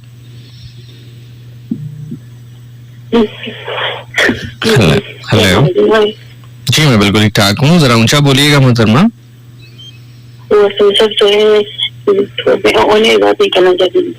अच्छा चलिए, ऑफ एयर का फिर आज टाइम नहीं है मेरी बहन। अस्सलाम वालेकुम कॉलर। हेलो अस्सलाम वालेकुम कॉलर। वालेकुम सलाम जी, कौन बात करें, कहाँ से? हाजरा से जीशान भाई। हाजरा फ्रॉम अटक में बिल्कुल ठीक ठाक हूँ। हाजरा बताइए क्या कहेंगी? भाई मैं आपका प्रोग्राम सुनती हूँ माशाल्लाह से। कोई क्वेश्चन है आपका, कोई सवाल है तो वो बताएं। प्रोग्राम अच्छा है, मैं अच्छा हूँ, मुझे दोनों चीजें पता है जी। सवाल तो खास नहीं था, बस आपके प्रोग्राम की तारीफ करनी। अच्छा हाजरा, आप क्या करती क्या है वैसे लाइफ में? मैं ब्लाइंड हूँ, बस घर से काम करती हूँ। अच्छा चलें, बहुत अच्छा लगा आपसे बात करके। और बताइए क्या खिदमत कर सकते हैं हम आपकी? बस बहुत ढेर सारी दुआएं, और जो प्रोग्राम आप करते हैं माशाल्लाह से बहुत ही अच्छा होता है। इस तरह के प्रोग्राम मुझे बहुत ही अच्छा लगता है। चले, बड़ी मेहरबानी जी, बहुत शुक्रिया, अपना बहुत ख्याल रखिएगा। अस्सलाम वालेकुम कॉलर। जी वालेकुम सलाम सर। मैं ठीक हूँ जी, आप कौन बात कर रही हैं, नाम बताइएगा।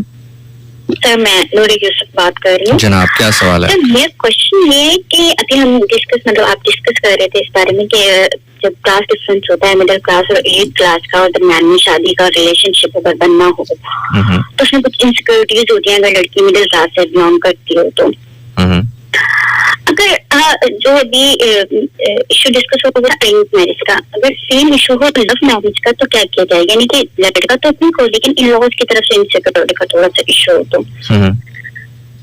सूरत में फिर कैसे बनाते हैं इनसिक्योरिटी को? मैं आपका सवाल दोहराता हूँ, मुझे बताइएगा कि क्या मैं आपका सवाल सही समझ पाया हूँ, क्योंकि आपकी आवाज में कोई डिस्टॉर्शन थी। आपका सवाल ये है कि लड़का अमीर हो, लड़की थोड़ी सी मिडिल क्लास हो, लेकिन लव मैरिज हो, लड़का तो ऐसी कोई बात ना कहता हो, लेकिन लड़के के घर वालों की तरफ से खतरा हो, तो फिर क्या कहना चाहिए? ओह माय गॉड, आप तो वाकई बहुत मिडिल क्लास हैं, आपके पास तो बैलेंस भी नहीं है यार। आपसे इल्तिजा यही है कि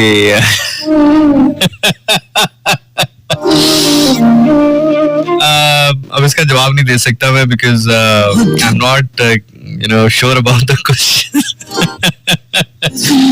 मेरा ख्याल से यही जवाब था। अस्सलाम वालेकुम कॉलर। हेलो। वालेकुम सलाम नासिर भाई, की हाल है? खैरियत है? जनाब ठीक हूँ, क्या कहेंगे सर? अस्सलाम वालेकुम। वालेकुम सलाम जनाब, क्या कहेंगे? नासिर भाई मैं 1.5 घंटे के 2 घंटे तो सर क्या कहेंगे? क्या कहेंगे सर? मेरे एक सवाल है। सवाल करें सर, सवाल करें। सवाल मेरे में बच्ची ने शादी की थी, 2 बच्चे ने, एक बच्ची 7 साल हो गई, 17 साल है जो मेरे घर साथ रहती है, घर को नहीं, अपने घर शोर में घर बड़ी खुश है।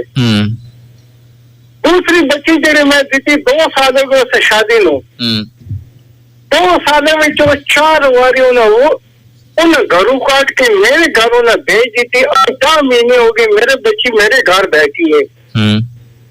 वो गलती करे, मैं उन्होंने गलतियां न जड़ते ना अपने बच्ची के पास, मैं है तेरी गलती वो करने पे मैं बच्चियां ने ये तेरा एक घर है, ये अपना घर बात कर। वो बच्ची बहुत तंग हो गई, 10 महीने हो गए बच्ची मेरे को बैठी है। बच्ची लोग कहना बच्चे तू अपने घर लगे हुए, क्योंकि तेरे 2 साल की बच्ची भी है, 1.5 साल की, 2.25 साल की। मगर उस बावजूद भी वो सियासी करे ने मार पीट के बच्चियां घर भेज देंगे। इस समय मैं क्या हाल करा? मैं जवाब देता हूँ जी, मैं ऑन एयर जवाब देता हूँ, आप रेडियो पे सुने, मैं जवाब देता हूँ जी। भाई साहब कह रहे हैं कि एक बच्चे की तो मैंने शादी की, वो तो बहुत खुश है अपने घर में, दूसरी बच्ची की शादी की तो वो खुश नहीं है, मेरे घर में है काफी अरसे से, और मुझे पता है कि गलती उसके ससुराल वालों की होती है, लेकिन मैं फिर भी कोशिश करता हूँ कि मेरी बच्ची का घर बस जाए, और मैं जबरदस्ती भी उसको कहता हूँ कि घर बसाओ। लेकिन जी कुछ गलतियां ऐसी होती हैं जो काबिल बर्दाश्त होती हैं, ठीक है, और कुछ गलतियां ऐसी होती हैं जो काबिल बर्दाश्त नहीं होती हैं। अगर वो आपकी बच्ची पर हाथ उठाते हैं तो ये काबिल बर्दाश्त नहीं है।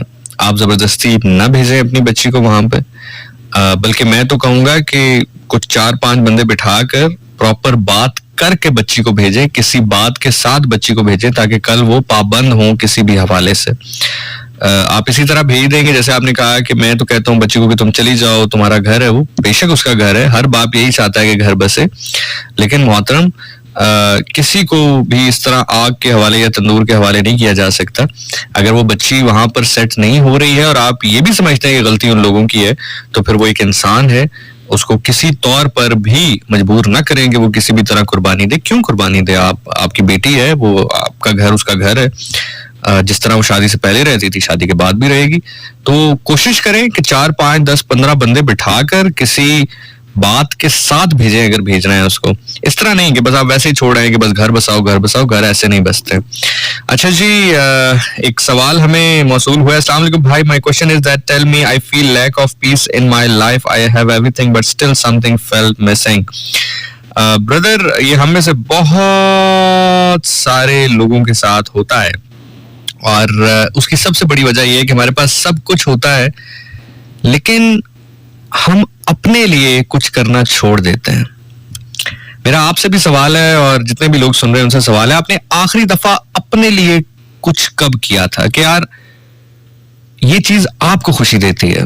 हम पेरेंट्स के लिए करते हैं, दोस्तों के लिए करते हैं, बीवी के लिए करते हैं, बच्चों के लिए करते हैं, यू नेम इट। आखिरी बार कुछ आपने अपने लिए कब किया था? आप वॉक पर आखिरी बार कब गए थे कि यार आपको अपने साथ टाइम स्पेंड करना है? आपने कमरा बंद करके गाना लगा के डांस आखिरी बार कब किया था कि आपको एंजॉय करना है? आप अकेले ही किसी शहर में जाकर 1-2 दिन रहे थे, किसी होटल में, किसी हॉस्टल में, सिर्फ इसलिए कि आपने उस शहर को एक्सप्लोर करना है? आखिरी बार एक कब किया था आपने? आखिरी बार आप अपने फेवरेट रेस्टोरेंट में अकेले बैठकर खाना खाने कब गए थे? आखिरी बार आपने अपनी पसंदीदा फिल्म अकेले कहां देखी थी? आखिरी बार आप सिनेमा कहां गए थे? आखिरी बार आप कॉन्सर्ट पे कब गए थे? कब किया था आप लोगों ने? नहीं किया ना जिगर।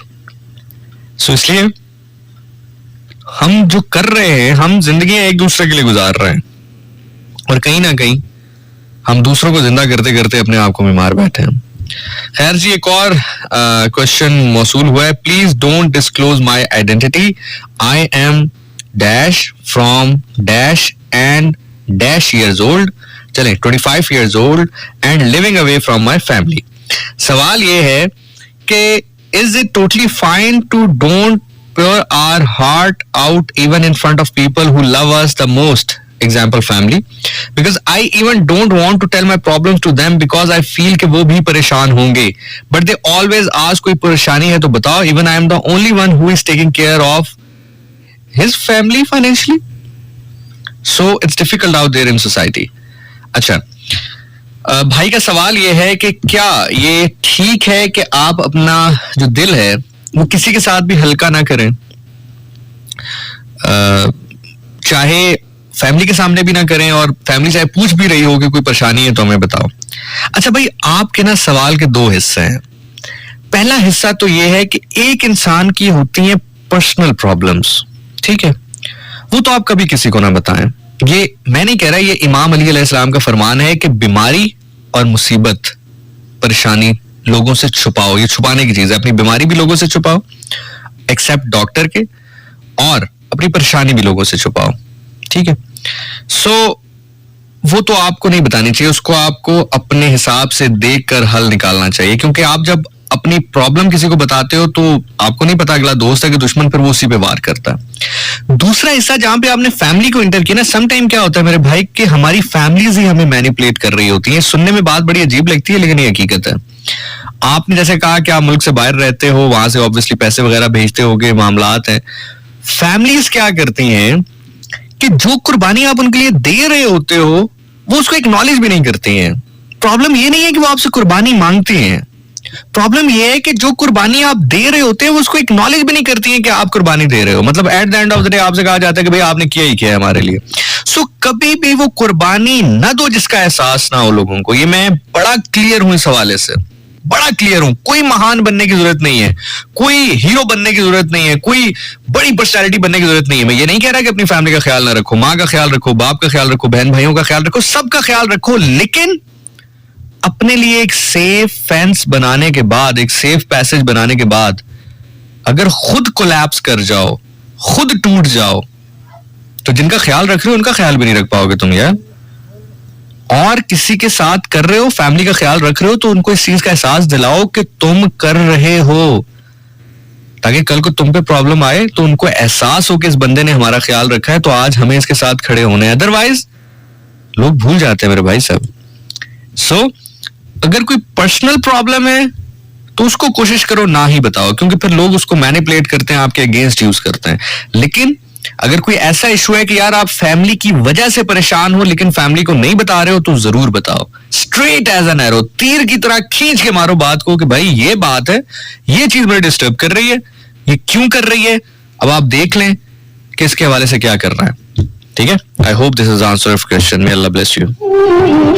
अच्छा जी, एक बहुत ही हसास मौजू के ऊपर बात करने के लिए कहा गया है, और खैर वो कहते हैं मैं आप खींचिए दार पर, जो नहीं कोई तो हम ही सही, हमें जान देनी है एक दिन वो किसी तरह, वो कहीं सही।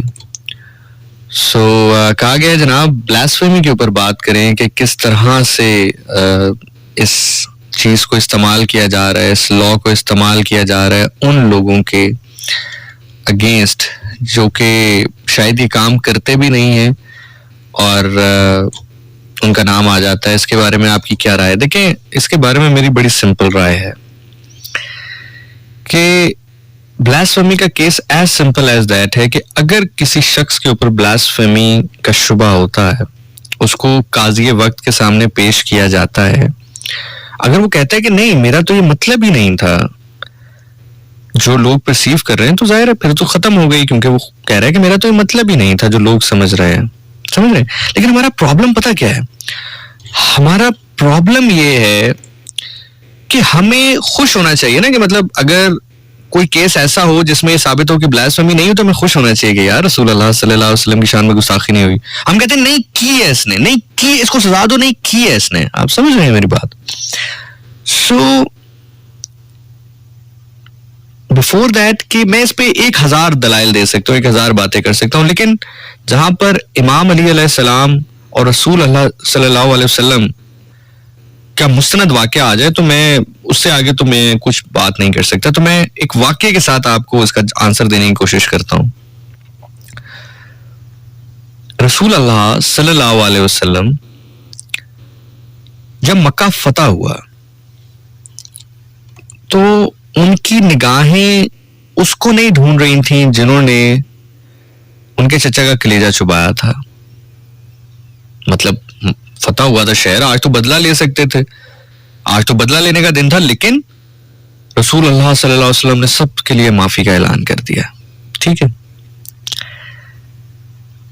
एक शख्स को पकड़ के लाया गया, कुछ सहाबा एक शख्स को पकड़ के लाए, रसूल अल्लाह सल्लल्लाहु अलैहि वसल्लम मौजूद थे, और कहा रसूल अल्लाह ये शख्स बहुत अच्छा लिखता है, इसको अल्लाह ने ऐसा हुनर दिया है कि ये बहुत खूबसूरत अशार लिखता है, लेकिन ये आपके खिलाफ बातें लिखता है।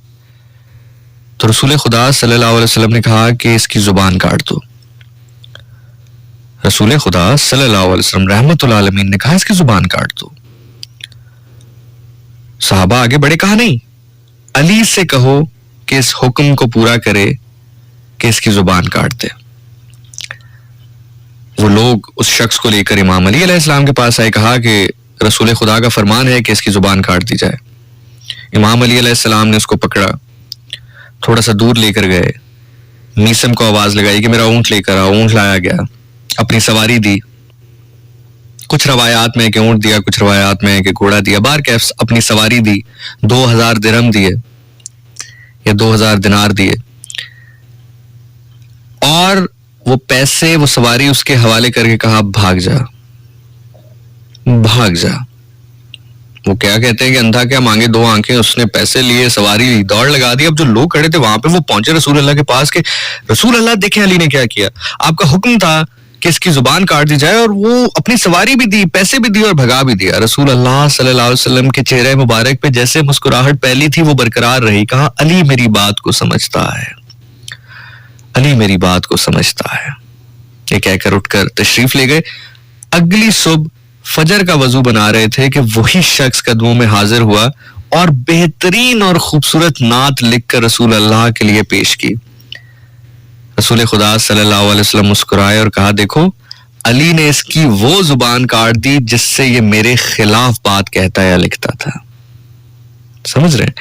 सो प्रॉब्लम हमारे यहाँ ये है भाई कि हम रहमतुल आलमीन के मानने वाले हर वो काम कर रहे हैं जो जालिम करते हैं। अल्लाह ताला हमें हर किस्म के शर से महफूज रखे। आमीन सुम आमीन बिरहमतिका या अरहमुर राहिमीन। Okay, जी सवाल किया जा रहा है कि my question is that my brother has died. He was only sibling after his death. बहुत सी problem मेरे parents के relation में आई. My mother started blaming my father for that. Now they both are on a stage where they should sort out their confusions or leave each other, but they are forcing each other to be in the relationship, but not sorting out the confusion between them, and they both are just compromising and even not compromising in proper way. Here I want to convey this thing which I am not able to cause. I know they will not understand. Well, ji, it is as simple as that. They are your parents. They know what to do. They are surviving somehow, ना? आपके लिए इतना बड़ा trauma था आपके भाई के जाना, तो जिनकी औलाद गई है उनके लिए कितना बड़ा ट्रॉमा होगा। अब जाहिर है आपकी वालदा अगर आपके वालिद को ब्लेम कर रही हैं, आपके वालदा को ब्लेम कर रहे हैं, तो ये भी एक किस्म का आप यूं कह लें कि थ्रो इट आउट है, मतलब कैथारसिस है। तो उनको उस कैथारसिस को पूरा करने की इजाजत दी जाए। अगर आप एक ऐसी एज में दाखिल हो चुकी हैं जिसमें आप अपनी जिंदगी बना सकते हैं, तो आप अपनी जिंदगी पे फोकस करें और अपनी जिंदगी को बेहतर करने की कोशिश करें। This is something which I believes on. अस्सलाम वालेकुम कॉलर। हेलो। अस्सलाम वालेकुम। जी वालेकुम सलाम जी, कौन बात करें, कहाँ से? से मिशाल बोल रही हूँ। जी मिशाल साहब कैसी हैं? अल्हम्दुलिल्लाह बिल्कुल ठीक। मिशाल क्या कहना चाहेंगी? जी मेरा एक क्वेश्चन था, पता नहीं मैं बहुत अच्छे से ये मेरा दिल करता है इस पे बात हो और कुछ बेहतर हमें समझ आ जाए। बहुत दफा हम ये सोचते हैं कि हम बूढ़े होंगे तो तब विल बनाएंगे, ये तब उसके बारे में सोचेंगे, या अभी कौन सी उम्र है। तो मेरा आपसे ये क्वेश्चन है, क्या इसके लिए उम्र की कोई कैद है या नहीं? किस चीज के लिए? विल बनाने के लिए आप। अच्छा, वसीयत जिसको कहते हैं, वसीयत बिल्कुल बनाने के लिए। और उसको मुझे ऐसा लगता है कि अगर उसको आप अपनी, जरूरी नहीं कि वो ओल्ड, ये तो अल्लाह की देन है ना, आपको जितनी उम्र मिल जाए, लेकिन बहुत सारी प्रॉब्लम्स, बहुत सारे मसले, बहुत सारी इससे मसाइल बन जाते हैं। तो काइंडली हमें इतना पता होना चाहिए कि ये हमें तभी बना देनी चाहिए, और उसके ऊपर फिर चेंज तो आप कर सकते हैं ना, आपके पास ही, आपने किसी को दे तो नहीं दी ना।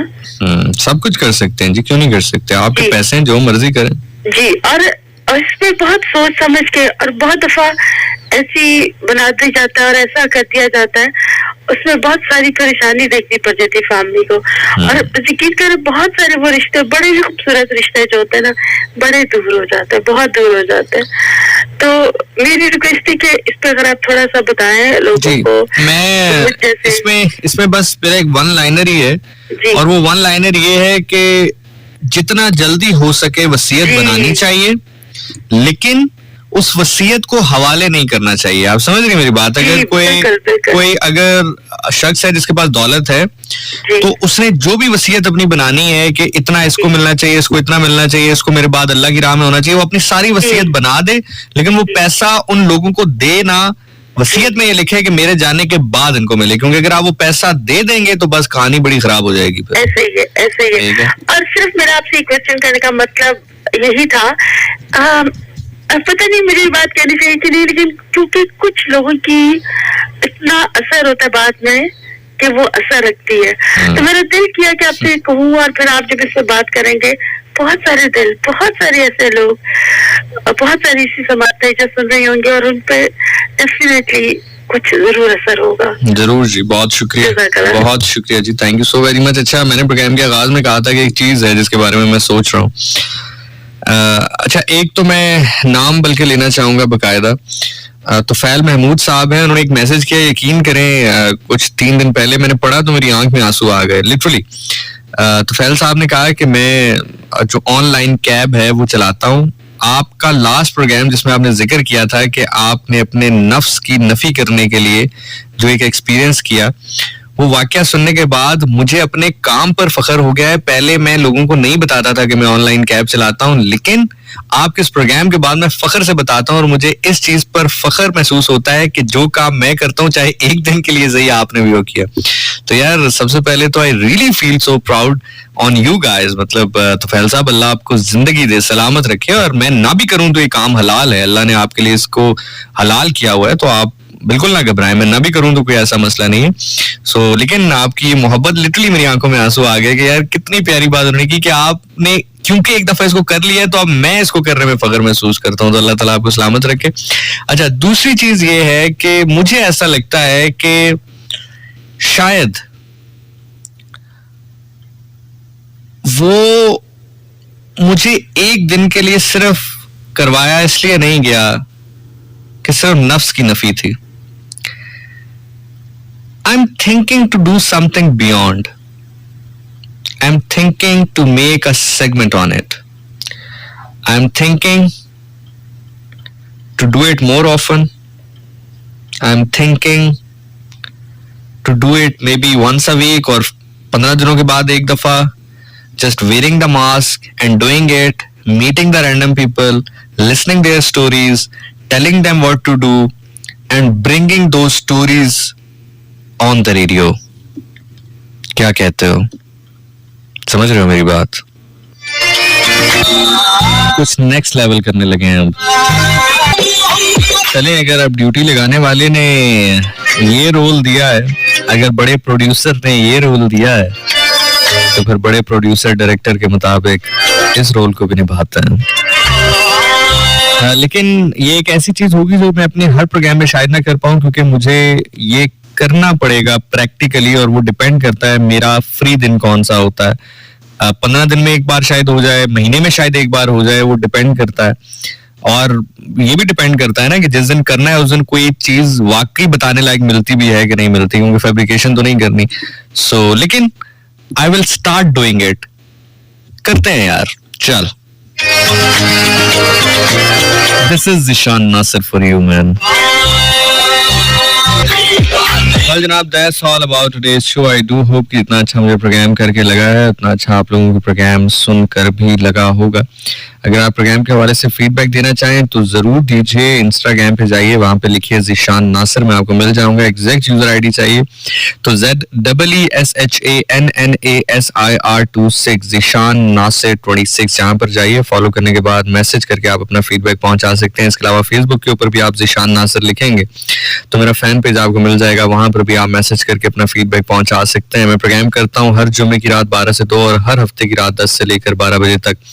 अल्लाह ताला आपको अपने हिफ्ज़ ईमान में रखे, किसी कम ज़र्फ़ का मोहताज न करे, कोई गम ना दे सिवाय गम हुसैन अलैहिस्सलाम के. गम आपको सजदे की हालत में जाकर खुदा से रोकर मांगना पड़े तो जरूर मांगिए. खुश नसीब है वो आंख जो गम हुसैन अलैहिस्सलाम में रोती है. छोड़ फरीद ना यार तदामन, दूहा जहां ना दाओ साडा ज़ामन. वो दामन अल्लाह के नबी हजरत मोहम्मद मुस्तफ़ा सरकार दो आलम रहमतुल आलमीन रऊफ़ुर रहीम सल्लल्लाहु अलैहि वसल्लम का है. और ज़मानत उसी शख्स की दी जाती है जिससे गलती होती है. अगर आपको लगता है कि आप परफेक्ट हैं तो ठीक है, पर चलने दें.